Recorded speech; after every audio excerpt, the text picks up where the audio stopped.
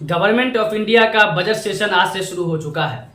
और इस सेशन में बहुत ज़्यादा हंगामा देखे जाने की उम्मीद है। कल बजट सेशन से पहले राजनाथ सिंह के जरिए से सर्वदलीय मीटिंग बुलाई गई जिसमें तमाम पार्टियों के नुमाइंदों ने शिरकत की। उस सर्वदलीय मीटिंग में सबसे अहम ये रहा कि उनके alliance partner Janata Dal United ने बिहार के स्पेशल स्टेटस की मांग कर दिया। जनता दल यूनाइटेड की तरफ से ये मांग किया गया है कि बिहार को स्पेशल स्टेटस दिया जाए। उसके साथ ही उड़ीसा से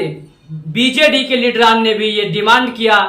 कि उड़ीसा को स्पेशल स्टेटस का दर्जा दिया जाए और साथ ही बीजेडी के लीडरान ने भारतीय जनता पार्टी को याद दिलाया कि 2014 के लोकसभा इलेक्शन में भारतीय जनता पार्टी ने अपने मैनिफेस्टो के अंदर ये वादा किया था कि उड़ीसा को स्पेशल स्टेटस दिया जाएगा, लिहाजा अपने उस वादे पर अमल करते हुए उड़ीसा को ये हैसियत दिया जाए। इसके अलावा वाईएसआरसीपी ने भी आंध्र प्रदेश को स्पेशल स्टेटस देने की मांग कर दिया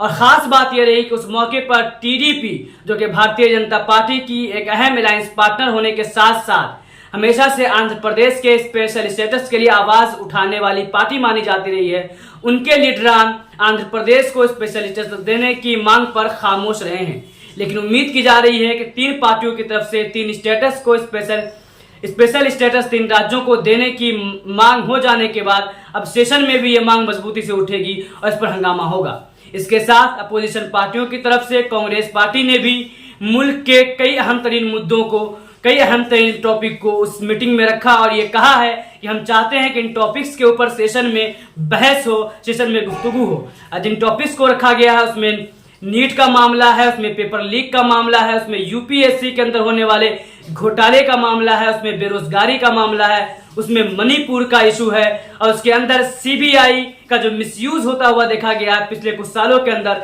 उसको भी कांग्रेस ने जेरे बहस लाने की कोशिश की है। लेकिन जब सीबीआई की बात कांग्रेस की तरफ से की गई कि सीबीआई के मिसयूज के ऊपर भी सेशन में बात हो, तो फिर इसको लेकर सोशल मीडिया पे एक्टिविस्टों की तरफ से ये सवाल किया जा रहा है कि अगर सीबीआई के मिसयूज के ऊपर बात करने की डिमांड कांग्रेस पार्टी कर रही है, इंडिया अलायंस कर रहा है, तो फिर कांग्रेस पार्टी ये भी डिमांड क्यों नहीं करती है कि एनआईए का मिसयूज, यूएपीए का मिसयूज जो लगातार होता रहा है